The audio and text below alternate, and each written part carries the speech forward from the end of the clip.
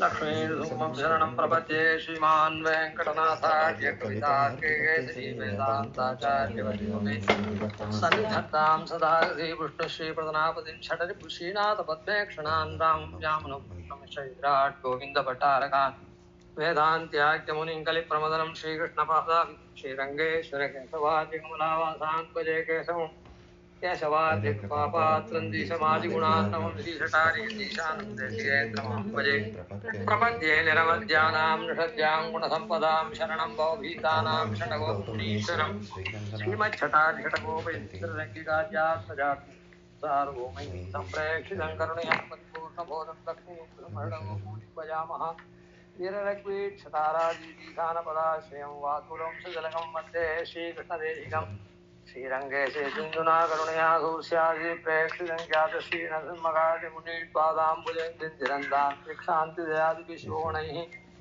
पान्तम्बुदाग्रेसनं श्रीमद्रङ्गशटार्योगेयोन्निसंशये श्रीमच्छ्रीरङ्गपृथ्वीश्वरषडरिगुणासंयमीन्द्रेण दृष्टं नस्तात्मानं सुमे नरहरिषडजित्योगिनेषु प्रसादात् प्राज्ञ श्रीरङ्गकारिप्रवयुते प्राप्तलक्ष्मीं सुम्मास्थानं सेवेतीन्द्रम् सकलगुणनिधिं विरलग्वीक्षतारिं श्रीरङ्गनाथोपैदिष्टं लक्ष्मीन्दुसुमषडजिकर्णैकपात्रं श्रीरङ्गवीरघुराक्षरो बहुरुद्यं वेदान्तदेशिकतीन्द्रमहं प्रपद्ये श्रीमद्रङ्गशटारिसंविवराल्लब्धागमान्तद्वयम् श्रीमद्वीररघुत्वहाद्यषडजित्पादारविन्दाश्रयं श्रीमद्वेदवसंसदेशिगते कारुण्यवीक्षास्पदं सेवे रङ्गधुरेण शासनवसं नारायणं योगिनं श्रीमद्रङ्गशटारियोगिचरणन्यस्तात्मरक्षापरम् श्रीमद्रङ्गशटारिरघुराल्लब्धागमान्तद्वयम् ईर्ष्याडम्बविवर्जितम् शुभगुणैः भान्तं महद्वं सजं वन्दे वत्सविभूषणं बुधवरं श्रीकृष्णमार्यं सदा वेदान्तदेशीन्द्रकटाक्षलब्धत्रय्यन्तसारमनवद्यगुणं बुधाक्रियं नारायणाद्यैर्जगपाभिषिक्तं श्रीरङ्गनाथशेखरमाश्रयामः केशवार्यकृपापात्रं दिशमादिगुणार्णवं श्रीशारीदीशान्देशिकेन्द्रमहं भजे रामानुजदयापात्रं ज्ञानवैराग्यभूषणं श्रीमद्वेङ्कटनाथार्यं वन्दे वेदान्तदेशिकम् लक्ष्मीनाथसमारम्भां नाथयामुनमध्यमां सुधाचार्यपर्यन्तां वन्दे गुरुपरम्पराम् यो नित्यमच्युतपदाम्बुजयुग्मरुग्मं व्यामोहतस्तदितराणि तृणाय मेने अस्मद्गुरोर्भगवतो श्रीगुरोः रामानुजशरणो शरणं प्रपद्ये मातापिता योगेस्तनया विभूतिः सर्वं तदेव नयेन मदन्मयानाम् आद्यशनकुलवधेरुलाभिरामं श्रीमत्तदङ्घ्रिवलं प्रणमामि मूर्ध्ना भूतं सरस्यमदाह्वय भट्टनाथ श्रीभक्तिसारकुलशेखरयोगिवाहान् भक्ताङ्ग्रेणपरकालयतीन्द्रमिश्रान् श्रीमत्पराङ्कुशमुनिं प्रणतोऽस्मि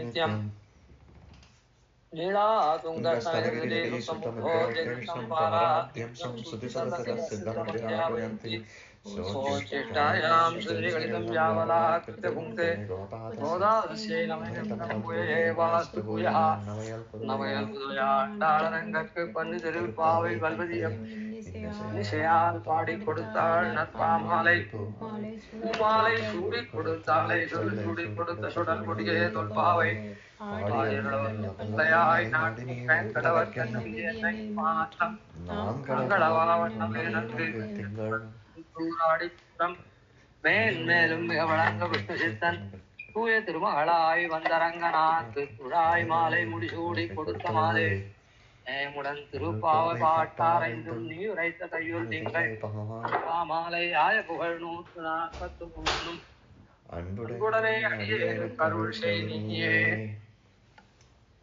உள்ளும் சிலம்பினகான் புள்ளரையன் கோயில் வெள்ள விழிசங்கின் பேரரவங்கேயிலையோ பிள்ளாய் எழுந்திராய் பேய் முலனையுண்டு கள்ளச்சகடங் கலக்கழிய காலோச்சி வெள்ளத்தளவில் துயிலமந்த வித்தினை உள்ளத்து கொண்டு முனிவர்களும் யோகிகளும் மெல்ல எழுந்தரியன்ன பேரரவம் உள்ளம் புகுந்து குளிர்ந்தேலோரெம்பாவாய்.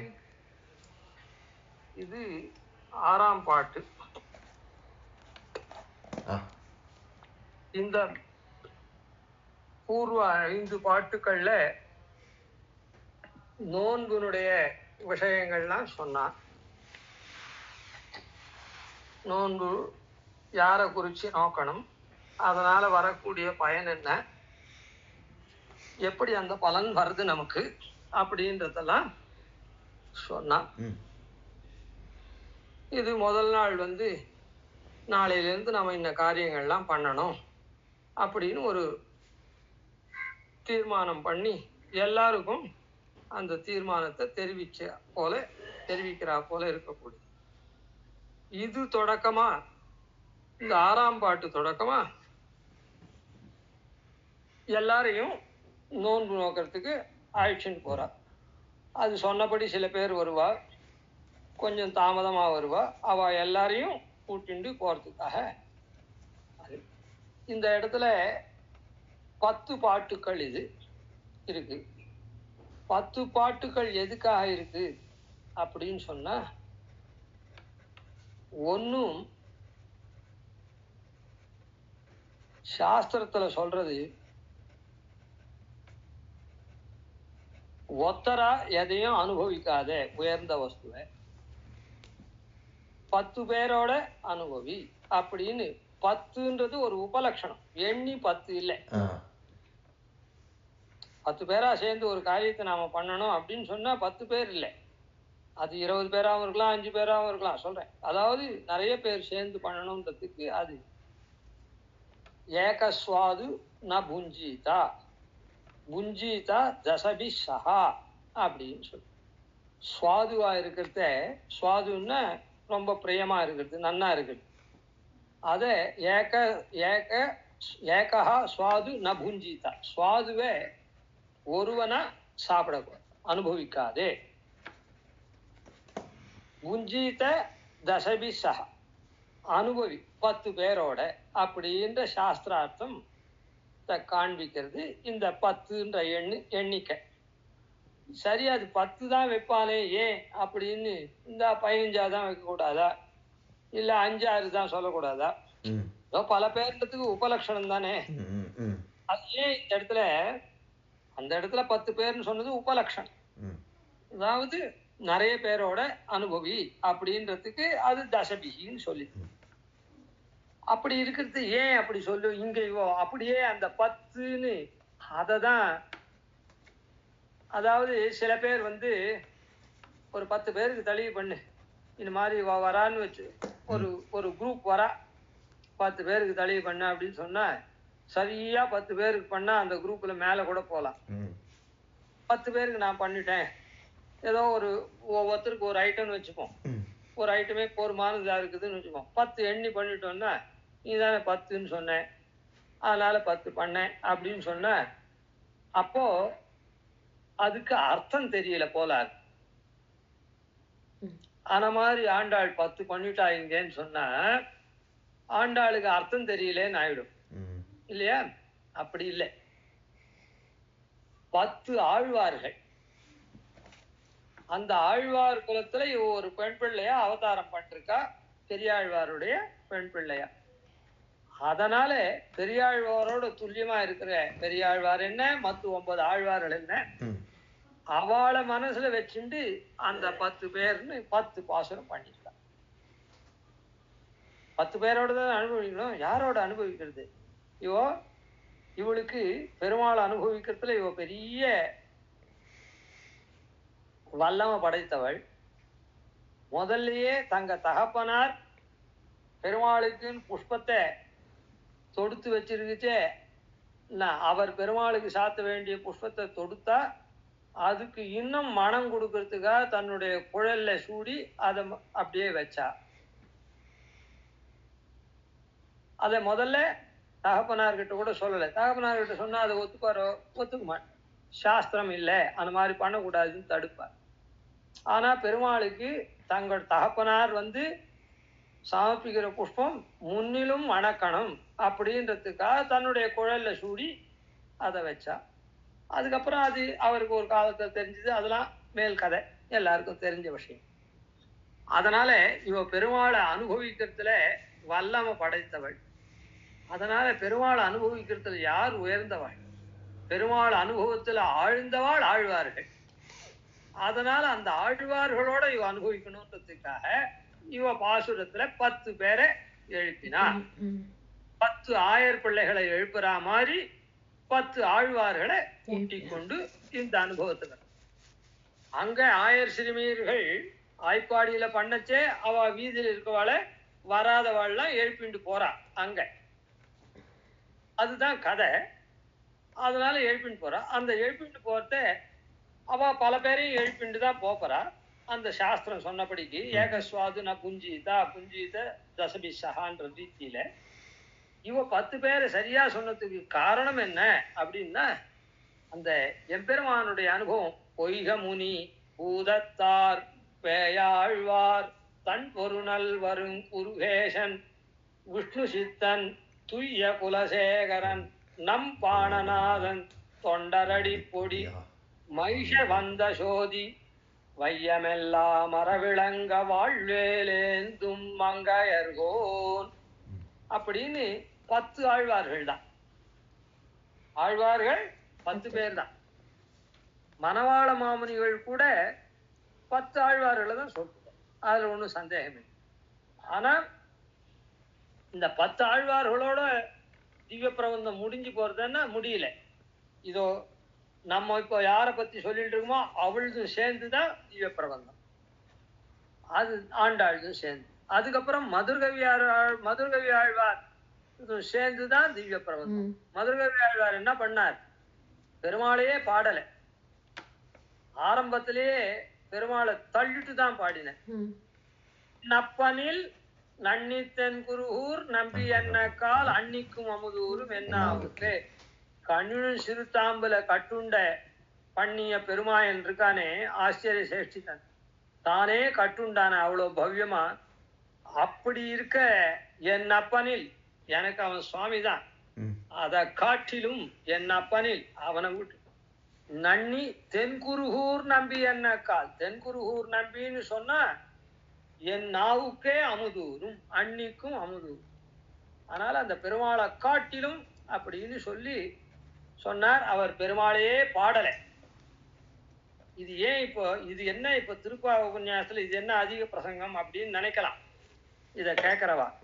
ஆனா அதிக பிரசங்கம் இல்லை. அவர் பெருமாளையே பாடலை. ஆனா ஆண்டாள் அப்படி இல்லை.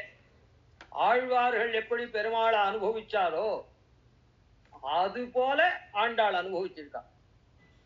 ஆழ்வார்கள் பரகால நாயகி பராங்குஷ நாயகின் நாயிகா பாவத்தை ஏறிட்டு தாங்க புருஷர்களா இருக்கச்சே நாயிகா பாவத்தை ஏறிட்டு பாடினான். ஏன்னா பெருமாள் அப்படிதான் பத்னி எப்படி இருக்காளோ அந்த ஸ்தானத்துலதான் பதிவிரதா ஸ்தானத்துல தான் இருக்கணும் அப்படின்ற சாஸ்திரார்த்தம் இருக்கிறதுனால அத்தியந்த பாரதந்திரியமா இருக்கணும் அப்படின்ற சாஸ்திரத்தை அடியொத்தி அது யார் அப்படின்னு சொன்னா பத்னி விசேஷத்துக்கு தான் அந்த மாதிரி ஒரு பாரதந்திரியம் இருக்கிறதுனால ஆழ்வார்கள்லாம் அந்த நாயிகா பாவத்தை ஏறிட்டுண்டா. அப்படி இல்லாம இவளுக்கு ஸ்வதகாவே அந்த பாவம் அந்த தன்மையே இருக்குது, ஸ்வரூபமே இருக்குது. அதனால இவ பெருமாளை பாடினா. அதனால இவ ஒத்தி 4000க்கு இப்ப பெருமாளையே பாடாத நம்மாழ்வார் ஆச்சாரியனை பாடின மதுரகவி ஆழ்வார் பாசுரமும் சேர்த்திருக்கா 4000த்துல. அதே போலதான் ராமானுஷரை பத்தி பாடின திருவரங்கத்தமுதனார் ராமானுஷன் நியமிச்சு திருவரங்கத்தமுதனார் பாடின 150 சேர்ந்து தான் 4000. அது என்ன பெருமாளையா பாடினார்? ராமானுஷன் தான் பாடினார் தான். அதுக்குதான் இவ்வளவு தூரம் இந்த கதை இப்ப சொன்னோம். என்னது மதுரகவி ஆழ்வார் வெறும கூட சொல்லல, என்னப்பனில் அவனை விடு நம்மாழ்வார்னு சொன்னாதான் என் நாவுக்கு இனிக்கிறது அப்படின்னு சொல்றார். அதுக்கப்புறம் 3ஆம் பாட்டுல சொன்னார், நான் நம்மாழ்வார அடைஞ்சத்தினுடைய பயன் என்ன அப்படின்னு சொன்ன திரிதந்தாகிலும் தேவபிரானுடைய கரியகோல திருவுரு காண்பன். நானு திரிஞ்சானாலும் பெருமாளை சேவிப்பேன். ஏன்? பெரியவன் குருகூர் நகர் நம்பி காலுரினா அடியேன் பெற்றனு. அந்த நம்மாழ்வார நான் ஆசிரியச்சத்தினால அதனால வந்த பேர் என்னது? பெருமாள். அதுல இருந்து என்ன தெரியுதுன்னா, பெருமாள் நமக்கு நேர உத்தேசன் அன்று. பெருமாள் நமக்கு நேர உத்தேசம்னா என்ன அர்த்தம்? நமக்கு அடைய வேண்டிய வஸ்து இல்லை. ஆச்சாரியன் நாம அடைஞ்சோம்னா ஆச்சாரியன் காட்ட நாம அடைஞ்சாதான் அந்த பெருமாள் நமக்கு உத்தேசம். ஏன்னா பெருமாள் நேர நாம பெருமாளை அணுகினோம்னா பெருமாள் நம்முடைய அனாதி பாபத்துல ஒரு கண்ணு வச்சுதான் பார்ப்பான். பிராட்டி என்னதான் பரிந்துரை பண்ணா கூட. அதனால நாம எங்க முன்னிட்டு பண்ணணும்? ஆச்சாரியன் மூலமா. அதனாலதான் என்னுயிர் தந்தளித்தவரை சரணம் பூக்கி அவருக்கள் யானடவே அவர்களுக்கள் நிறைவணங்கி அந்த கூட்டமா அழிஞ்சு பெரும்புதூர் வந்த வள்ளல் பெரிய நம்பி ஆளவந்தார் பணக்கார நம்பி நன்னறி உய்ய கொண்டார் நாதமுடி சடகோபன் சேனநாதன் இன்னமுத திருமகள் என்று இவரை முன்னிட்டு எம்பெருமான் திருவடி அழகினே. இந்த ஆச்சாரிய பங்கி என்ன இன்னைக்கு இருக்கிற ஆச்சாரியன் அவருக்கு யார் சொன்னா இந்த பெருமாளை அப்படின்னா அவருக்கு ஆச்சாரியன் அப்படின்னு நம்ம ஆழ்வார் சேனமொழியாருக்கு யாரு ஆச்சாரியன் அப்படின்னா அந்த தம்பதி ஜெகதாம்பத்தின்னு இருக்கக்கூடிய தம்பதிகளா இருக்கக்கூடிய பெருமாள் பிராட்டி 2 பேர்ல பிராட்டி ஆச்சாரியன் சேனமொழியார். அப்படி இந்த ஆச்சாரிய கோஷ்டிய முன்னிட்டு பெருமாளை அடையிறோம் அப்படின்னு சொன்ன. அதனால பெருமாளை நாம அதனாலதான் அவர் என்ன பண்ணார்? ஆச்சாரியன் தான் எனக்கு வசதி, அதுதான் எனக்கு இனிக்கக்கூடியது அப்படி. அந்த ஆச்சாரியனை அடைஞ்சதுனால நான் பெறக்கூடிய நன்மை என்ன? எப்படியும் பெருமாளை சேவிச்சுடுவேன், பெருமாளை நான் எப்படியும் சேவிப்பேன் அப்படின்னு. அதனால இப்ப என்னன்னா, அதனால ஆச்சாரியனையே பாடின மதுரகவி பிரபந்தத்தை எப்படி பிரபந்தத்துல சேர்த்திருக்காளோ அதே போல ராமானுசனையே ஆச்சாரியனான ராமானுசனையே பாடின 109 சேர்ந்துதான் 4000. இந்த 10 ஆழ்வார்கள் தானே. அவர் திருவரங்கத்தை முதனார் ஆழ்வார் இல்லையே அப்படின்னு கேட்கக்கூடாது. மதுரகவி ஆழ்வார் பெருமாளையா பாடின இல்லை, அவருக்கு ஆழ்ந்த பக்தி நம்மாழ்வார் இடத்துல இருக்கு. அதே மாதிரி பாஷ்யக்காரரும் ராமானுசரும் திருவரங்கத்தமுதனார நியமிச்சு தன் மேல பாட சொன்னார். அதனால அதுவும் சேர்ந்துதான் 4000. ஆனா இத இந்த 4000 யார் சொல்றா? நம்மளவாதான் சொல்றா. பாஷ்யக்காரர் கீழே வந்த சித்தாந்திகள் தான் 4000 சொல்றா. அத்வைத்தியோ மத்வாலோ இல்ல வேற யாரோ வல்லப மதம், வைஷ்ணவ மதத்திலேயே வல்லப மதம்னு வடக்கு இருக்குது, அவள்லாம் சொல்றாள் திவ்ய பிரபந்தம் இல்லை. ஆனா இந்த 1000 வருஷத்துக்குள்ள ராமானுசர் இது பண்ணி இருக்கிறதுக்குள்ளேயே இதுல 109 4000 கிடையாது அப்படின்னு சொல்றான்.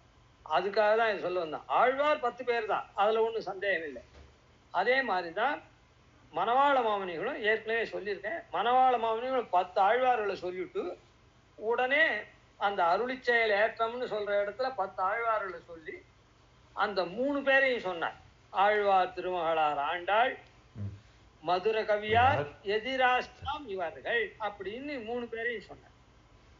தேசிகனும் ஆறிருவர் ஓரொருவர் அப்படின்னு சொன்னார். ஏன் ஆறிருவர் ஓரொருவர்னு இவர் ஏன் சொன்னார் அப்படின்னு சொன்னா, 6 2 12 பிரிச்சு அவர் 10 3ன்னு சொன்னார். ஏன் 10 3ன்னு சொன்னார்? 10 3மா சொன்னதுக்கு காரணம் 10 ஆழ்வார்கள். இவா 3 பேர் ஒவ்வொருத்தர் ஒவ்வொரு விதமா ஏத்தத்தை உடையவர். ஒருத்தர் ஆழ்வார் திருமகளாவே இருக்கார், ஒருத்தர் ஆச்சாரியன் இடத்துல ஊன்னினவனா இருக்கார், ஆறா காதல் கொண்டவரா இருக்கார், இன்னொருத்தர் ஆச்சாரியனால ஏவப்பட்டவரா இருக்கார். மதுர கவிக்கும் திருவரங்கத்தமனாருக்கு என்ன வாசி அப்படின்னா, ஆனா அவர் கர்த்தாவா அப்படின்னா அப்படி இல்லை. இவர் ஏவிதான் பண்ணதுனால அதுக்கு கர்த்தாவே பாஷி தான். ஒரு காரியத்தை ஒருத்தர் பண்றா, இப்போ அவாத்துல ததியாரான ஆச்சரியமா நடந்தது, எல்லாருக்கும் ரொம்ப திருப்தியா இருந்தது. அவாத்து ததியாரா யார் பண்ணா? அவாத்துல பண்ணல. அவாத்துல குக்க வச்சு தளி பண்றவாளை வச்சு பர்ச்சாராளை வச்சு பண்ணிருக்கா. ஆனா அவாத்து ததியாரானு என்ன ஆச்சரியமான ததியாரானு, இந்த மாதிரி வசந்த ததியாரானியே இல்லை அப்படின்னு சொல்றா. ஆனா அவளை பண்ணா அவ இன்னொருத்தரை நியமிச்சு பண்ணா. அதுக்கு காரணம் இவாதான். அதனால இவாளுக்கு தான் அந்த பெருமை போதும், பண்ணவாளுக்கு இல்லை அந்த பெருமை. அப்புறம் தனியே சொல்லச்சே, யார்ப்பா உங்களுக்கு குக்கு பண்ணா ரொம்ப நன்னா இதை பச்சாருங்க யாரும் கேக்குதே அப்ப வரும். அதனாலதான் நூத்தந்தாதியில அதான் நூத்தந்தாதியை பத்தி சொல்லச்சே, எதிராஷா திருவரங்க தமுதனார நீ எனக்கு அருள வேணும் இந்த 108 பாட்டேன்னு கேட்கல. மற்ற பிரபந்தங்கள்லாம் அந்த ஆழ்வாரை நோக்கி குறிச்சு நீங்க அருளின பிரபந்தத்தை எனக்கு அருள வேணும், அன்புடனே எனக்கு அருள் செய் நீ ஏன் அப்படி இப்படின்னு சொல்ற மாதிரி திருவரங்க தமுதனார சொல்லல தேசிகன். எதிராசரை தான் சொன்ன. எதிராசா முன் பூசுரர்கோன் திருவரங்க தமுதனார் உன் பொன்னடி மேல் அந்தாதியாக போற்றி பேசிய நற்கலித்துறை 108 பாட்டும் பிழையறவே எனக்கருள் செய் பேணி நீயே. எதிராசான்னு கூட்டு எதிராசரை சம்போதனம் பண்ணி உன் மேல திருவரங்க தமுதனார் பாடினாரே அத்த நீ எனக்கு அருள வேணும் அப்படின்னு சொன்னார். இதேதான் அங்க. அதனாலதான் இந்த 12 பேர் நேரடியா பாடினவா, இந்த ஒத்தர் பாட சொல்லி பாடினவர். அதனால இதுக்கு பாட சொன்னவர் யாரு? எதிராஜர். அதனால இது தனி, இவர் பாடல ஆனா பாடும்படி பண்ணவர். அதனால அது தனியே சொன்னார். 6 இருவர் ஓரொருவர். அவர் என்ன பண்ணார்? 10 3ன்னு சொன்னார். 10 ஆழ்வார்கள், 3 பேர் ஒவ்வொரு விதமா ஒவ்வொருத்தர் இருக்கிறதுனால 3 பேர். அதனால அப்படி இருக்க செய்து என்ன அத என்ன பண்றார்? ராமானுஜந்தாதி ஜீவ பிரபந்தத்துல சேர்த்துக்கல, 4000 சேர்த்துக்கல. சேவிக்கிறா இல்லேன்னு சொல்லல. ஆனா 4000 கணக்கு வச்சு அதை தனியை கழட்டி விட்டுறான். திருசங்கு சொர்க்கம் மாதிரி. அதாவது அப்படி கழட்டி விட்டா என்ன, அவளும் தானே சேவிக்கிறா. இதை ஒரு பெரிய குறையா இவர் சொல்றாரே, ஒரு ஃபெனட்டிக் போல இருக்குது இவர் அப்படின்னு நினைக்க கூடாது. பொதுவுல ஒருத்தருக்கு கொடுக்க வேண்டிய ஸ்தானத்தை கொடுக்கலன்னா அவளை நீ என்ன கொண்டாடினாலும் அது பிரயோஜனப்படாது. ஒன்னு வச்சுப்போம், ஒரு ஆத்துல தம்பிக்கே பொண்ணை கொடுக்குறா. அது ஒரு பெரிய குடும்பம், 4 தமையன் 4 தம்பி, நடுவுல இருக்கா. இவன் ஒரு தம்பிக்கு பொண்ணை கொடுக்குறா. இப்போ நம்ம தம்பி தமையன் அப்படின்னு இத்தனை நாளா இந்த கல்யாணத்துக்கு முன்ன இவளுக்கும் ஒரு 4-5 பசங்க இது கடைசி பொண்ணை கொடுக்குறான்னு வச்சுப்போம். அப்போ மீதி 4-5 கல்யாணம் எல்லாம் பண்ணாலே, 4-5 கல்யாணம் சீமந்தம் அது இது குழந்தை பிறந்தா அப்த பூர்த்தி எல்லாம் பண்ணாலே பூர்வாளுக்கு. அப்பெல்லாம் நம்ம அண்ணா நம்ம தம்பி நம்ம அண்ணா நம்ம தம்பின்னு அந்த 4-5 பேருக்கும் துல்லியமா கௌரவிச்சா. அப்புறம் அதுல ஒருத்தனுக்கு இப்ப பொண்ணை கொடுத்தா விட்டு நம்ம அண்ணா நம்ம தம்பின்னு அப்படியே எல்லாரும் துல்லியமா கவனிச்சா சரியா போடுமா? மாப்பிளை அப்படின்ற ஒரு பெண்ணுக்கு ஆத்துக்கார் அப்படின்ற ரீதியில அவரை கவனிக்கணும். அந்த ஸ்தானத்துக்கு நான் தான் கவனிச்சேன். எனக்கு தான் இந்த பொண்ணை கொடுத்ததுனாலே அவன் எனக்கு தெரியும், எனக்கு தம்பி ஆயிடுச்சு அவன், நான் என்னைக்குமே அவன் இடத்துல பிரீத்தியா இருக்கனே, எல்லாருக்கும் பிரீத்தியா இருக்கனே நான் அப்படின்னு சொன்னா சரியா போடுமா? போகாது. அது போல நான் 108 நான் சேவிக்கதானே சேவிக்கிறேன் அப்படின்னு சொன்னா, சேவிக்கிறது நீ சேவிக்கிறதுக்கு அது அப்புறம் காரணம் சொல்றேன். சேவிக்கிறது சேவிச்சுட்டா போறாது. 4000 அதை சேர்ந்தது, இது 4000 திவ்ய பிரபந்தம் அப்படின்னு சொல்றதுக்கு உனக்கு மனசு இல்ல, வாய் பூசறதுன்னு சொன்னா புஸ்தகத்துல அதை 4000 தள்ளி வெளியில போட்டாக்கா, அதே மாதிரி 4000ன்னா 4000 எண்ணிதான் இருக்கணும்னு இல்ல. இப்பவே நீயே உபன்யாசத்துல சொல்லிட்டு இருக்கியே 10ன்னா 10 இல்ல, ஏறி இருக்கலாம் இறங்கி இருக்கலாம். அந்த மாதிரி 4000ன்னா அது 3800 இருந்தாலும் இருக்கலாம். அதனால அது தப்பு கிடையாது. அதனால 105 அதுல சேர்க்கணும்னு இல்லைன்னா இப்படின்னு வேற ஒரு வாதம். அதனால அது சரி அப்படின்னு. அப்படி இல்லை. ஒரு வஸ்துவுக்கு என்ன ஸ்தான பிரஷ்டா நசோபந்தே அப்படின்னு ஒரு இது. ஸ்தானம் போயிடுத்துன்னா பிரஷ்டம் ஆயிடுத்துன்னா, ஸ்தானத்திலேருந்து நழுவிட்டாக்கா அதெல்லாம் சோபிக்காது. அதுக்கு உதாரணம் சாஸ்திரம் சொல்றது, யதா தந்த கேஷ நகாஹ அப்படின்னு. பல் ரொம்ப பிரமாதமா அதை மெயின்டைன் பண்றோம். அந்த பல்லு விழுந்து போச்சுன்னு வச்சுப்போம், அதுக்கப்புறம் அதை எடுத்து சேஃபில் வைப்போமா? சொல்றேன், ஒரு பொட்டியில வச்சு அதை மெயின்டைன் பண்ணுவோமா? அதே மாதிரி நகத்துக்கு நெயில் பாலிஷ் என்ன, அது என்ன, அதை வந்து நீளமா வளர்க்கறது என்ன, அது என்ன, இதுன்னு எல்லாம் பண்ணுவா. எப்படி எப்படியோ அது கணக்கு கட் ஆயிடுத்துன்னு வச்சுப்போம், அதுக்கப்புறம் அதுக்கு மரியாதை உண்டா?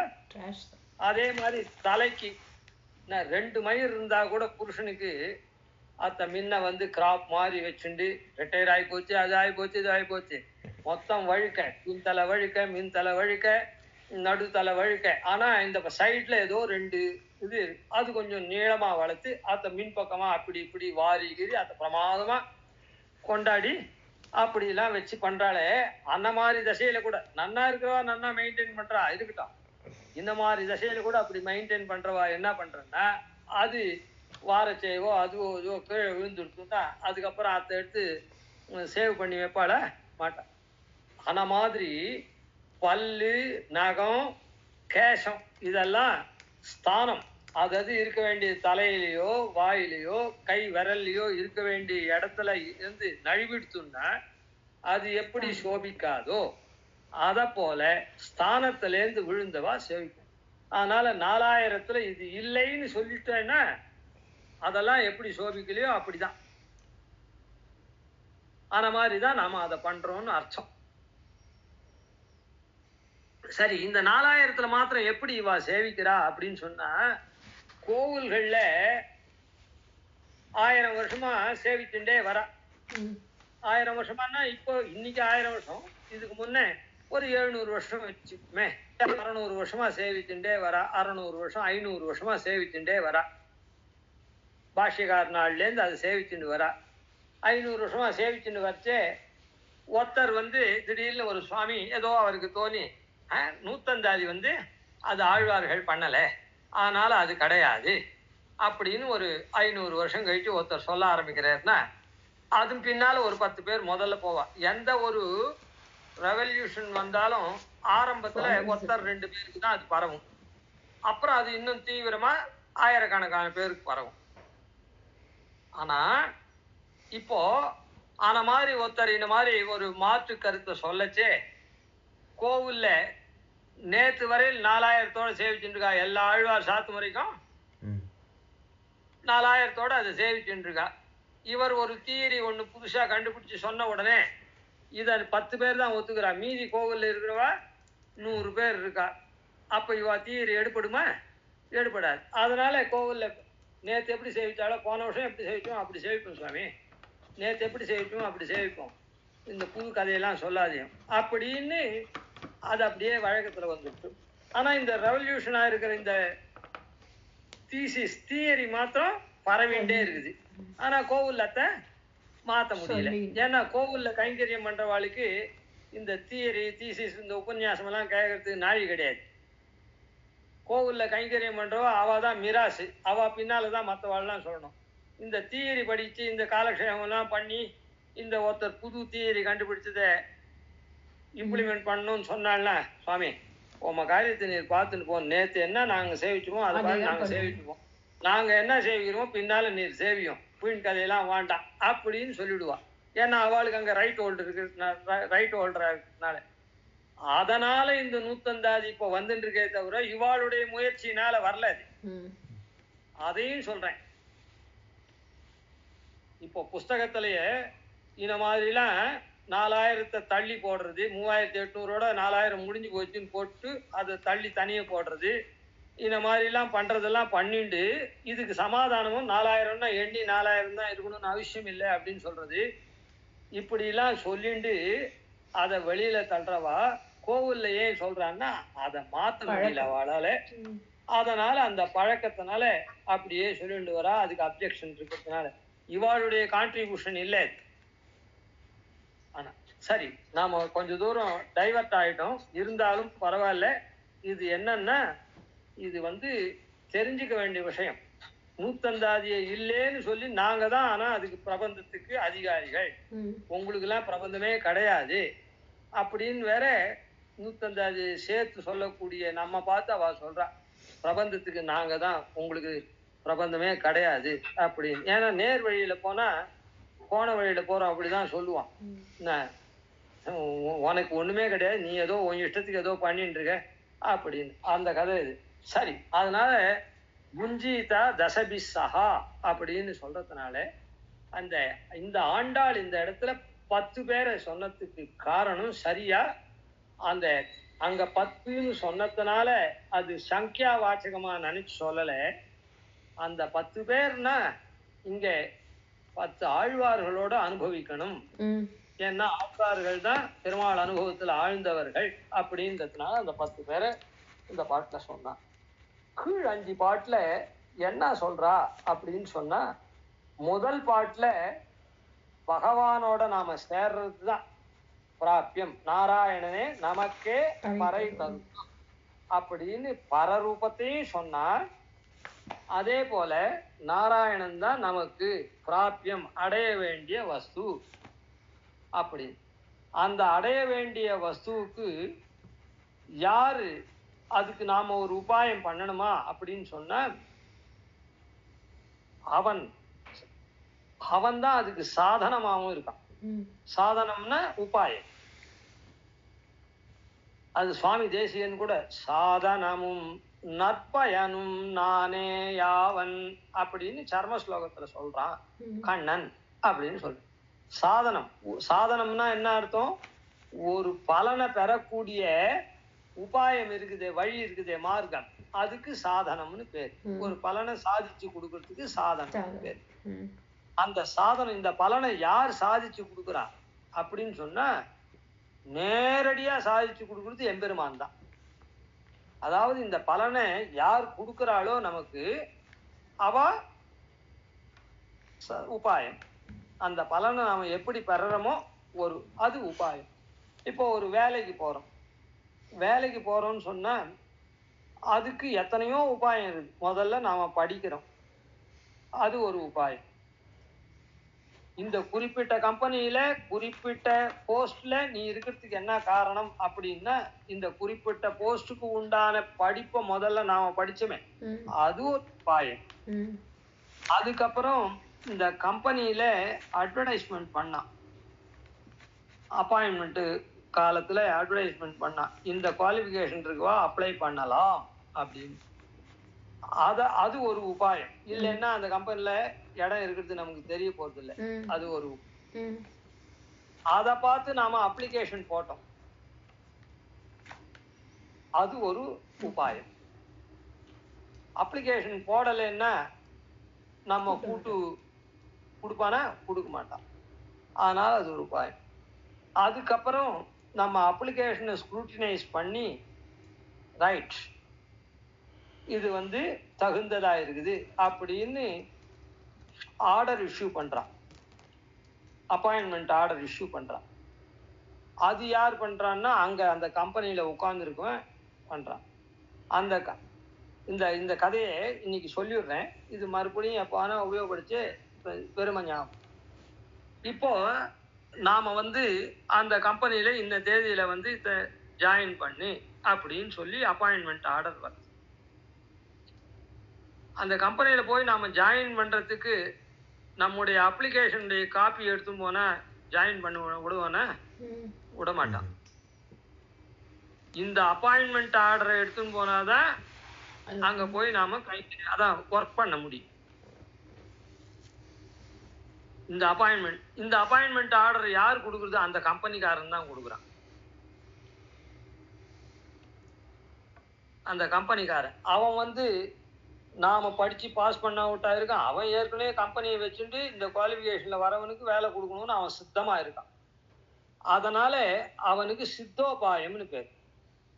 உபாயம்னு எப்படி ஆறான்னா, அவன் தான் ஆர்டர் இஷ்யூ பண்றான், அப்பாயின்மெண்ட் ஆர்டர்.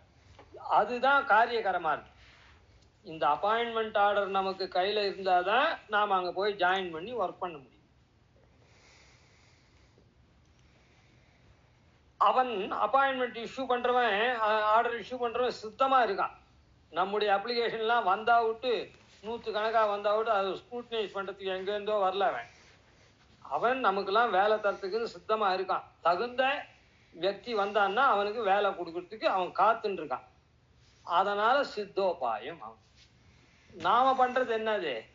நம்மால சாதிக்கக்கூடியது. நாம இந்த அப்ளிகேஷன் யார் போடுறா? நாம போடுறோம். நாம இந்த அப்ளிகேஷன் போடுறதுக்குன்னா காலங்காலமா உட்காந்துருக்கோம்.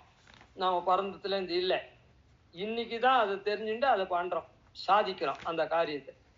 இந்த அப்ளிகேஷன் போடுறத எப்படி உபாயம்னு சொல்றோம்னா, இத போட்டாதான் அங்க வேலைக்கு ஆர்டர் வரும், இல்லைன்னா வராது. நான் எம்பிஏ கேட்டிருக்கான், நான் எம்பிஏ படிச்சிருக்கேனே அப்படின்னு அந்த சர்டிஃபிகேட்டை வச்சுட்டு இப்படி இப்படி ஆட்டியிருந்தாக்கா வேலை கொடுக்க மாட்டான். இந்த சாத்தியோபாயம், நம்மால சாதிக்கக்கூடிய உபாயமா இருக்கக்கூடிய அந்த அப்ளிகேஷன் போடுறது இருக்குதே, அது நம்மால சாதிக்கக்கூடிய உபாயம். ஆனா வேலைக்கு போறதுன்றது எதுன்னா அவனுடைய அப்பாயின்மெண்ட் ஆர்டர் தான் அங்க வேலைக்கு போ. அதனால இந்த எம்பெருமான் தான் நாம போய் அடையக்கூடிய பிராபியமும் அவனே தான் இந்த சாதனம். ஏன்னா நாம சரணாகதி பண்றோம், அவன் இடத்துல அப்ளிகேஷன் போடுற மாதிரி சரணாகதி, அவன் அப்பாயின்மெண்ட் ஆர்டர் கொடுக்குற மாதிரி சர்வ பாபேபியோ மோக்ஷயிஷ்யாமின்னு நம்முடைய பாபங்கள் மொத்தத்தையும் போக்கடிக்கிறான். அதனால்தான் நமக்கு அங்க மேல இடம் கிடைக்குது, மேல போக முடியுது. அந்த போக்கடிக்கிறதுக்கு அவன் என்ன பண்றான்? நாம சரணாகதி பண்றோம். இத்தனை நாளா நாம அவனோட எதிரம்பு கோத்துண்டு இருந்தவா இன்னைக்கு நீயே தான் கதி அப்படின்னு சரணாகதி பண்றோம் அவன் சொன்னபடி. அதனால முதல் பாட்டுல என்ன சொல்றான்னா, பகவானை சேர்றது இருக்குதே அதுதான் பகவத் சம்ஸ்லேஷம் தான் நமக்கு பிராபியம், அதுதான் அடைய வேண்டிய பலன். அதுக்கு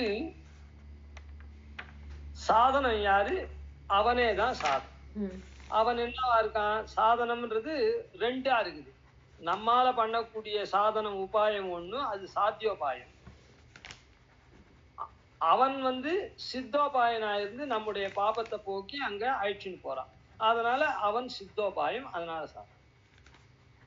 இப்போ அது எப்படி கிடைக்கும்? யார் வேணா அப்ளிகேஷன் போடலாமா? போட முடியாது.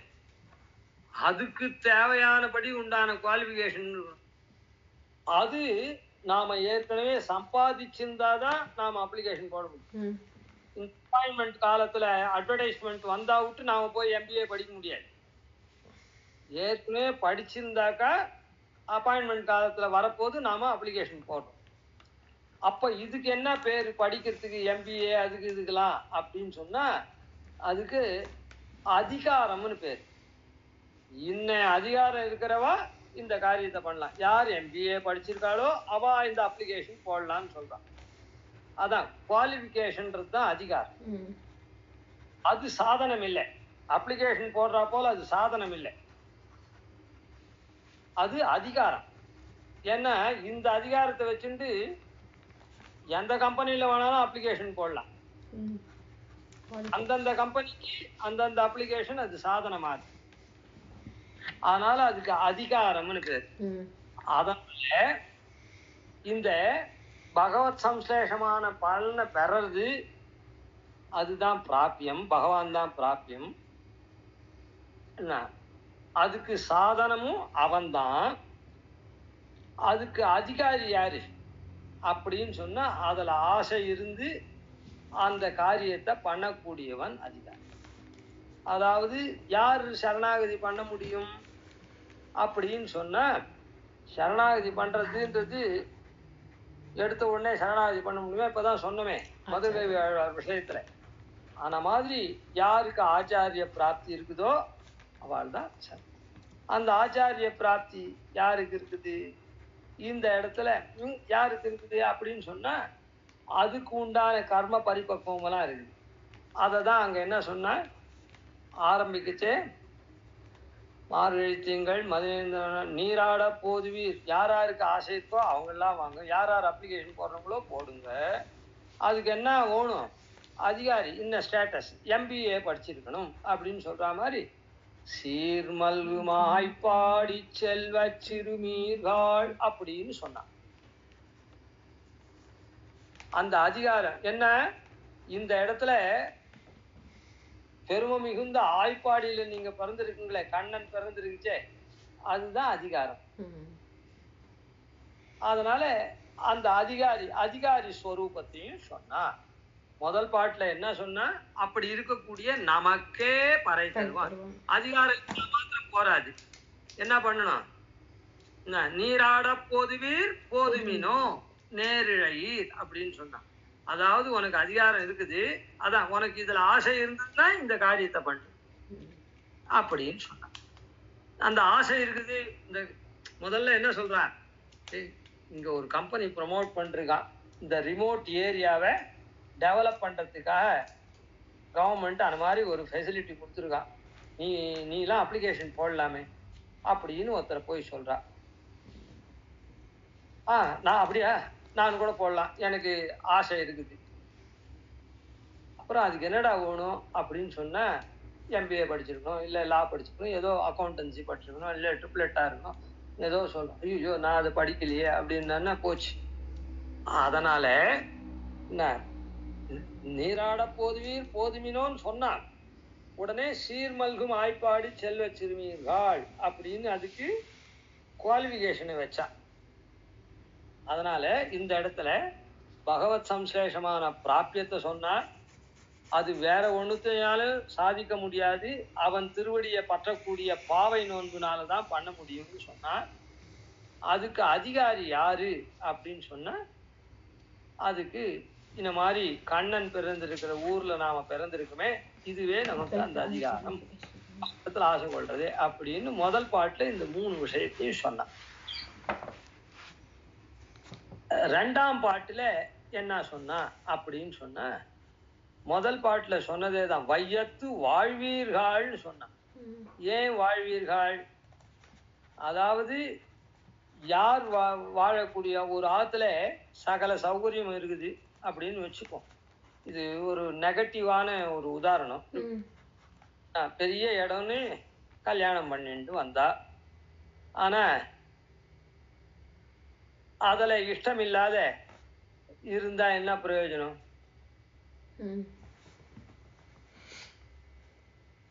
பிறந்தாத்திலே போய் உட்கார்ந்து இருந்தாக்கா என்ன பிரயோஜனம்? அது பிரயோஜனம் இல்லை. எப்படியா இருந்தாலும் தான் நம்ம அந்த ஆத்துக்கு போயிட்டோம், நமக்கு அந்த பலன் வரப்போகுது அப்படின்னு சொல்லியிருந்தா, இப்போ அனுபவிக்கிற நாள்ல இல்லாம 50 வயசுக்கு மேல வந்து என்ன பிரயோஜனம் அந்த சொத்து இல்ல? அந்த மாதிரி வையத்து வாழ்வீர்கள் அப்படின்னு சொல்லி, அந்த வாழ்ச்சி யாருக்கு கிடைக்கும்?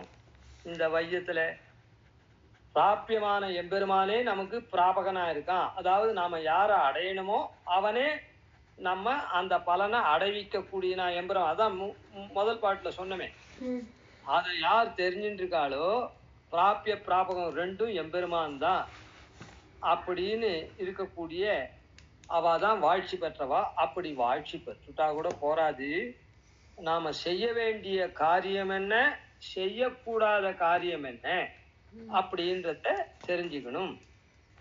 ஒரு பெரிய இடத்துல கல்யாணம், ஒரு ஏழை பொண்ணு பாவம் நித்தியம் கஷ்டப்பட்டு ஆபீஸ் போய் அப்பா அம்மாவெல்லாம் காப்பாத்தி எல்லாம் கஷ்டப்பட்டு இனிமேட்டு ராணி மாதிரி உட்கார்ந்துட்டு சாப்பிடலாம், குஞ்சல் ஆடிட்டு இருக்கலாம் அப்படின்னு சொல்லி கல்யாணம் பண்ணிண்டா, அதுக்கு தகுந்த மாதிரி நடக்கலைன்னா என்ன பிரயோஜனம்?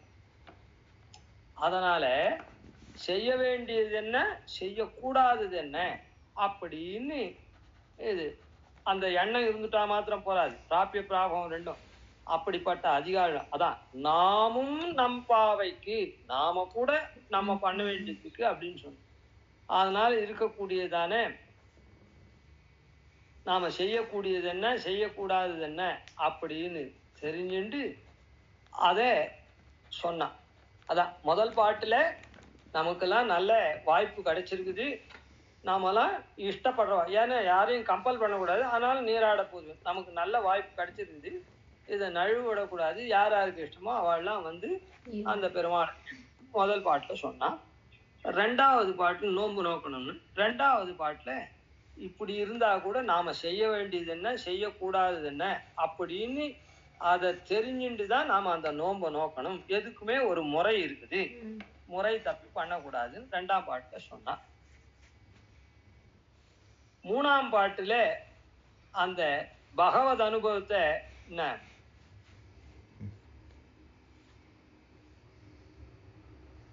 பகவத் அனுபவத்துல சில இதெல்லாம் நமக்கு வருது, அதனால தேவையா இருக்கு. இப்போ பெருமாளுக்கு நாம கைங்கரியம் பண்ணணும்னா வெறும கைங்கரியம் பண்ண முடியாது. நாம ஒன்றும் முக்தாள் இல்லை, நித்திய சூரியன் இல்லை, மனசாலேயே எல்லாத்தையும் பண்றதுக்கு நமக்கு பொன் பொருள் எல்லாம் தேவை. அதான் இப்ப பெருமாளுக்கு கூடி மூடனை பேஜ் முழங்க வழிவார அப்படின்னு சொன்னா அதுக்கு உண்டான வஸ்துக்கள்லாம் தேவை, உண்டான பணம் தேவை, எல்லாம் ஏதோ அப்படி பரம்பரையா எல்லாம் தேவையா இருக்கு. அதனால அந்த அதுக்கு என்னென்ன தேவையோ அதெல்லாம் அந்த சமுர்த்தியெல்லாம் அந்த எம்பெருமான பாடி நாம பெறலாம். ஓங்கி உலகளந்த உத்தமன் பேர் பாடி நீங்காத செல்வம் நிறைந்து அப்படின்னு சொன்னான் 3ஆம் பாட்டுல. ஆனா மாதிரி 2ஆம் பாட்டுல செய்ய வேண்டியது செய்யக்கூடாது நம்ம நோன்புக்கு சொன்னா, 3ஆம் பாட்டுல நம்ம நோன்புக்கு என்னென்ன தேவையோ அந்த தேவைகள்லாம் சமுர்த்தமா இருக்குது. அவனே பாடினோன்னா அவனே கொடுப்பன் அப்படின்றத ஓங்கி உலகளந்த உத்தமன் பேர் பாடி நீங்காத செல்வம் நிறைந்து அப்படின்னு அதை சொன்னான். நடுவில் இருக்கிறதுலாம் அந்த சமுர்த்தியை சொன்னான். அதாவது நிறைய விளைச்சல்லாம் விளையுது, விளையறதுக்கு காரணம் 3 மழை பெய்யுது, அதெல்லாம் சொன்னான். விளைச்சல் விளைஞ்சுது, அதனால புல்லாம் சமுர்த்தி ஆகுது, பால்லாம் நிறைய கணக்குது. அப்புறம் 4ஆம் பாட்டுல என்ன பண்ணான்னா தேவதாந்தர ஸ்பர்சமெல்லாம் நாம இல்லாத இருக்கணும் அப்படின்றத காண்பிச்சா. ஆனா இந்த சமுர்த்தியெல்லாம் எதனால வருது? தீங்கின்றி நாடெல்லாம் திங்கள் மும்மாறி பெய்துன்னு தேவதாந்தரம் தானே கொடுக்குறது. இவனை பாடினா அது பேர். அதாவது என்னன்னா பெருமாளை நாம ஸ்தோத்திரம் பண்ணாக்கா என்ன பகவானையே நாம ஈடுபட்டு பண்ணோம்னா அந்த மற்ற தேவர்கள்லாம் கூட நமக்கு தேவையானதை கொடுப்பார்கள். இதுதான் ஆனா ஆழிமழை கண்ணா ஒன்று நீ கை கரவே தேவையானதை நாம அவளை நேர ஆணையிடுற மாதிரியே சொல்லலாம். அவ என்ன பண்ணுவேன்னா தந்தேவா பிராமணம் விதுகு அப்படின்னு இவாளை பிராமணன், அதாவது பிரம்ம சம்பந்தி. பிராமணன்னா என்ன அர்த்தம்? பிரம்மத்துக்கு சம்பந்தப்பட்டவன், பிரம்மத்தோட தொடர்புடையவன். அதான் அதாவது பகவானுக்கு அடியவன் அப்படின்னு அந்த தேவதைகள்லாம் என்ன பண்றான்னா இவாளுக்கு காரியம் பண்ணி கொடுக்குறா. இவா நினைக்கிறபடிக்கு காரியம் பண்ணி தரா. ஆனால்தான் இது பண்ணா தீங்கு இது பெருமழையை பெய்து நாங்களும் மார்கள் நீராட வாழ உலகினில் பெய்திடாய் நாங்களும் மார்கள். இப்போ அந்த மாதிரி இவா பெருமாளை நினைக்கிறவா அப்படின்னு நினைச்சா இவா லோகக்ஷேமத்தை தான் நினைக்கிறத தவிர தன் தேவையை நினைக்க கூடாது. அப்பதான் இவா பெருமாளுக்கு வேண்டியவாளாகும். ஏன்னா பெருமாள் லோகமெல்லாம் நிறைஞ்சிருக்கும், அந்த லோகம் மொத்தம் நன்னா வாழணும் அப்படின்னு நாங்களும் அப்படியே நடுவுல நாங்களும் மார்கள் நீராட அப்படின்னு சொன்னான். அதனால என்னன்னா அந்த தேவதாந்தரங்கள்லாம் என்னன்னா இவாளை கொண்டாடும். இப்படி பிரபன்னாளா இருக்கவாளே தேவதாந்தரங்கள்லாம் கொண்டாடி சொல்றபடி. அதுதான் ஸ்ரீஸ்துதியில கூட முன்னமே சொன்னோம். யஸ்யாம் யஸ்யாம் திஸ்விஹரதே தேவி திருஷ்டி ஸ்வதீயா தஸ்யாம் தஸ்யாம் அகமஹமிகான் தன்வதே சம்பதோகா. அந்த பிராட்டியே இவன் சேவிச்சான்னா பிராட்சியினுடைய கடைக்கண் பட்டுதுன்னா முழு கண் இல்லை, கடைக்கண் பட்டுதுன்னா ஆர்த்தத்ராணம் விரதிரமுதாசார நீலாம்புவாகை அம்போஜானாம் உஷசி மிஷதாம் அந்தரங்கை ரபாங்கை. அந்த காத்தால இது பண்றது எவ்வளவு கொஞ்சமா தானே விகசிக்கும். ஆன மாதிரி விகசிச்சு ஒரு கடைக்கண் பார்வை பட்டாலே உடனே என்ன இவன் சேவிக்கிறதுனால பிராட்டியினுடைய கடைக்கண் பார்வை பட்ட உடனே ஒவ்வொரு சம்பத்துக்கும் அதிபதிகள் இருக்காளே அவள்லாம் என்ன பண்றா நாம் என்னன்னு இவன் இடத்துல கொண்டு எல்லாத்தையும் சம்பதம் எல்லாத்தையும் பண்ணிடுறா. அதாவது ஒரு ஊருக்கு கேள்வி முறை இல்லாத இருக்கும். திடீர்னு ஏதோ ஒரு காரணத்தினால மினிஸ்டரை வர வச்சுட்டான்னு வச்சுக்கோம். மினிஸ்டர் வராருன்னு சொன்ன உடனே ரோடு சரியாயிடும், பவர் சரியாயிடும், தண்ணி சரியாயிடும், எல்லாம் சேர்ந்து போடும். அந்த மாதிரி. சரி, இதெல்லாம் முன்னமே சொன்னோம். அதனால என்னன்னா தேவதாந்திரங்கள்லாம் பெருமாளுடைய பக்தாளுக்கு வேண்டிய இவா என்ன சொல்றாளோ அதை செய்வார்கள். அப்படிப்பட்ட பெருமை இந்த நோன்பு நோக்கிறவாளுக்கு உண்டு, சரணாகதி பண்றவாளுக்கு உண்டுன்னு 4ஆம் பாட்டுல அதனுடைய ஏற்றத்தை சொன்னார். அதுக்கப்புறம் இப்படி 5ஆம் பாட்டுல சரி இதெல்லாம் எல்லாரும் பண்ணட்டும், நம்ம சேர்த்து வச்சிருக்கோம் பார்ப்போம், இதெல்லாம் எப்படி போகும் அப்படின்னு சொன்னா இல்லை, இதெல்லாம் பண்ணா தீயில் தூசாகும் செப்பு மாயனை மண்ணு வடமதுர மைந்தனை தாயை குடல் விளக்கன் தாமோதரனை தூயோமாய் வந்து பண்ணாக்கா தூமலர் தூவி தொழுது இதெல்லாம் பண்ணா தீயினில் தூசாகும் செப்பு அப்படின்றத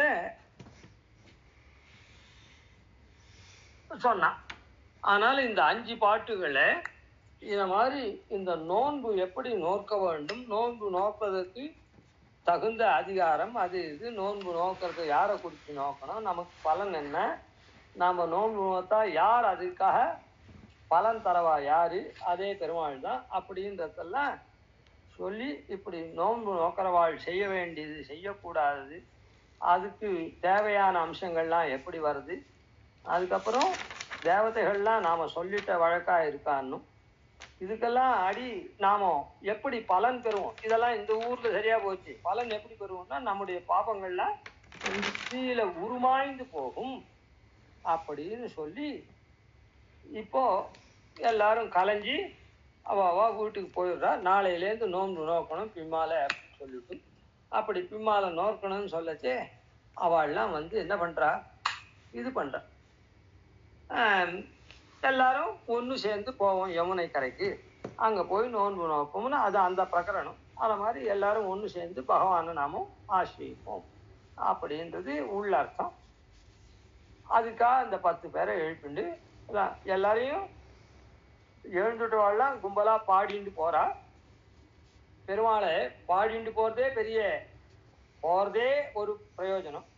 அதுல பகவன் நாமத்தை பாடிண்டு போறது இன்னும் இது. அந்த ஊருக்கு திருவேங்கடத்துக்கு போய் பெருமாளை சேவிக்கிறதே வசதி இல்லைன்னு சொல்ல, ஆனா அந்த திருவேங்கட யாத்திரை போறமே அதுவே ரொம்ப சந்தோஷமா இருக்கு.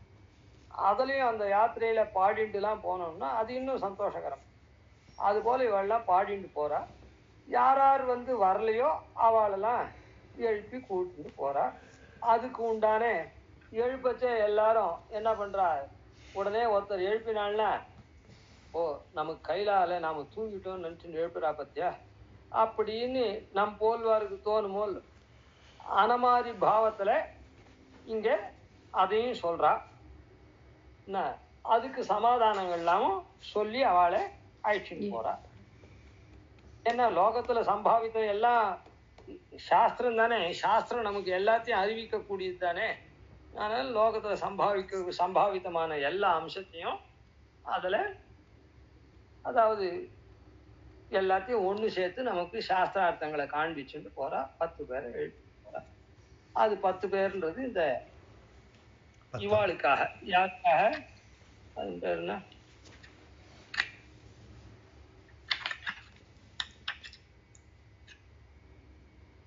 என்ன சொன்ன, யாருக்கு? ஆழ்வார்களுக்கு. இந்த ஆழ்வார்களுக்காக. ரொம்ப சந்தோஷம். அந்த ஆழ்வார்களுக்காக ஏகஸ்வாது நபுஞ்சிதா புஞ்சித தசபிசஹா அப்படி.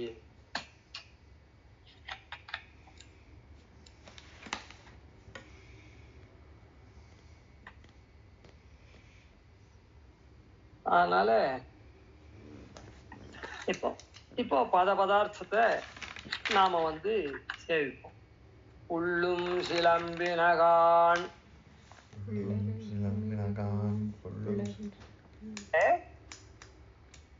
இந்த நீராட்டத்தை ஒவ்வொரு இதுக்கு ஒவ்வொரு இந்த மார்கழி மாசத்துல பொதுவாவே சாஸ்திரம் என்ன சொல்லியிருக்கு அப்படின்னு சொன்னா, உஷக்காலத்திலேயே திருவாராதனம் பெருமாளை சேவிக்கணும்னு சொல்லி, பெருமாளுக்கு பகவத் ஆராதனம் பண்ணணும்னு இது சாஸ்திர சித்தமானது. அந்த நோன்பு தான் ஆயர்களும் நோத்தா. அத்தை அனுகாரம்னா அதை மாதிரி அனுபவிச்சவா ஆண்டாள். அந்த மாதிரி அனுபவிச்சார். இது ஆண்டாள் காலத்துல இல்ல திருவாய்ப்பாடியில கிருஷ்ணன் பிறந்த நாள்ல தான் இது ஏற்பட்டதுன்னு இல்லை. சாஸ்திரமே தனுர் மாசத்துல, அதாவது தனுர் ரவி, தனுஷ் ரவி இருக்க, தனுர் ரவி சாப மாசத்துல சூரியன் தனுர் ராசியில பிரவேசிக்கிறது தனுர் மாசம்னு பேரு. அந்த சூரியன் தனுர் ராசியில பிரவேசிச்சிருக்கச்சே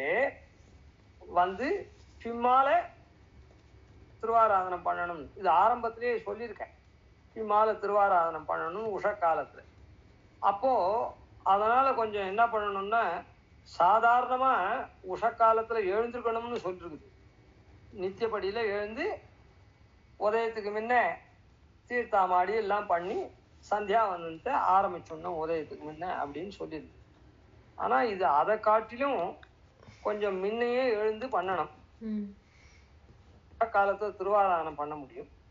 இது உஷக்காலத்துல சாஸ்திரம் விதிச்ச திருவாராதனமானதுனால இதுக்கு சந்தியாவந்தனம் அதுக்கப்புறம் உதய காலத்துல பண்ண வேண்டிய சந்தியாவந்தனத்தை அப்புறம் தான் பண்ணணும், முன்ன பண்ண வேண்டாம், முன்ன பண்ணக்கூடாது. அதே மற்ற சமயங்கள் எப்போனா இருந்ததுன்னா சந்தியா காலத்துக்கு அப்புறம் தான் மீதி காரியங்கள்லாம் பண்ணணும். ஏதோ இப்போ முகூர்த்தாதிகள்லாம் வச்சிருக்கான்னா அது முன் பின்னா பண்ணணும்னா, முகூர்த்தம் காலத்தால உதயத்துக்கே 5 மணிக்கே முகூர்த்தம்னு அந்த மாதிரி இருந்ததுன்னா, அப்போ அந்த முகூர்த்தத்துக்கு உண்டான வைதிக காரியம் பண்ணணும்னா அதுக்கு முன்னே சந்தியாவந்தனத்தை பண்ணிடணும். ஆனா தனுர் மாச திருவாராதனம் அப்படி இல்லை, அதுக்கு காலமே பிம்மால வேலையா சொல்றதுனால சாஸ்திரமே, அதனால இத்த பின்னாலதான் பண்ணணும். நித்திய கர்மாவா இருக்கக்கூடிய அந்த சந்தியாவந்தனத்தை பின்னால பண்ணணும். அதனால இப்ப முன்ன எழுந்திருக்கணும் அப்படின்றதுனால முன்னமே எழுந்திருக்க இவாள்லாம் சிறு பிள்ளைகள் தானே அதோட கூட. அதனால இவாளுக்கு அந்த தூக்கம் சில பேருக்கு இருக்குது. அந்த தூங்கறதுனால மற்றவாளை எழுப்பி ஆசிட்டு போறா, அவளையும் விடாம எல்லாரையும் ஆசிட்டு போறா. அப்போ அந்த தூக்கம் இது பண்ணிச்சு, என்ன இது இவ்வளோ சீக்கிரம் வந்துட்டுங்களே, இவ்வளோ இருட்டா இருக்குதே, இன்னும் கொஞ்ச நாள் தள்ளி அப்படின்னு வருமோ இல்லை. அதனால இவ அடையாளங்கள்லாம் சொல்றா. ஐயோ அம்மா, நீ பாட்டுக்கு இருட்டா இருக்குதுன்னு நீ தூங்கிட்டு இருக்காதே, இந்த மாதிரி பொழுது விடியறதுக்கு உண்டான அடையாளங்கள்லாம் பாரு வந்துச்சு, அதனால நாங்க சரியாதான் இருக்கிறோம். அதாவது அவ என்னன்னா, உங்களுக்கு அந்த பகவானை அனுபவிக்கணும்ன்ற ஒரே குதூகலத்துல ராத்திரி பூரா தூக்கம் வரல போல இருக்குது.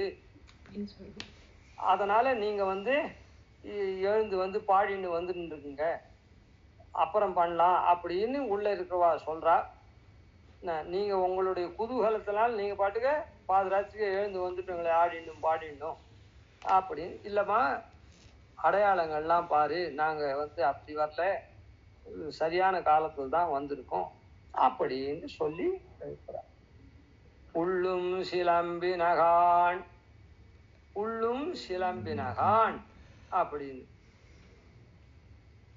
அதாவது இந்த பட்சிகள்லாம் காலத்தை அது சரியா உணர்ந்து அது அதனுடைய காரியத்தை பண்ணும். அதனால அந்த பட்சிகள் கூட இரை தேடுறதுக்கு போறதுக்கு முன்ன என்ன பண்ணும்னா அதெல்லாம் கூவிண்டு போகும், தப்திச்சுட்டு அப்புறம் போகும். அதனால உள்ளும் சிலம்பினகான். அதுக்கப்புறம்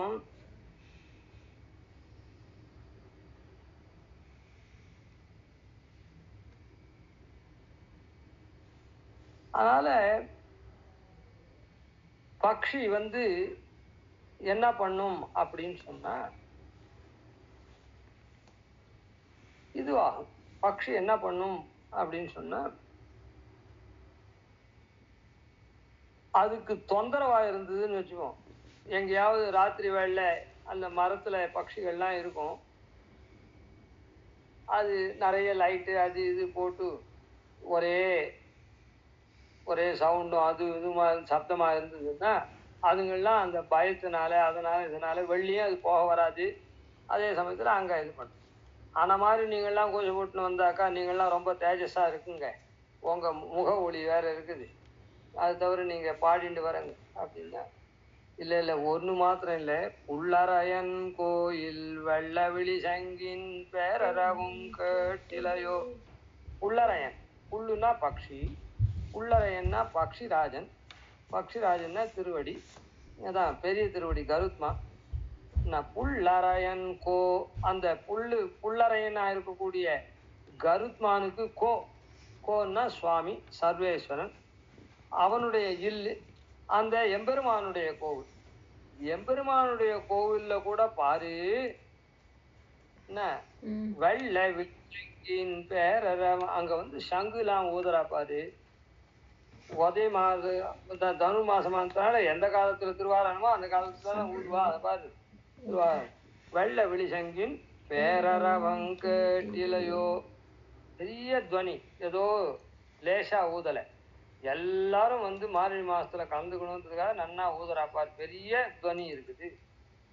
அப்புறம் அதனால கேட்டிலையோ பிள்ளாய் எழுந்திராய், பெண் பிள்ளையே நீ வந்து உனக்கு வந்து பகவத் விஷயத்துல நீ புருஷானதுனால நீ எழுந்துடு அப்படி ஒரு விதமான அர்த்தத்தை பார்த்து போடுவோம் பதார்த்தம். அப்புறம் வந்து கொஞ்சம் விசதமான அர்த்தத்தை பார்ப்போம். என்ன பண்ணும், எழுந்து என்ன பண்ணும்? பேய் முல நஞ்சுண்டு, பூதன சம்ஹாரம் பண்ணானே, பூதன பேய் வந்தாலே அந்த நஞ்சுண்டவன். கள்ளச்சகடங் கலக்கழிய காலோச்சி, சகடாசுரனா வந்தானே அவனை காலால உதைச்ச எம்பெருமான். பூதனை நஞ்ச உண்டான், நஞ்சு முலைய உண்ட எம்பெருமானும் சகடாசுரனை வதைச்ச எம்பெருமானையும்.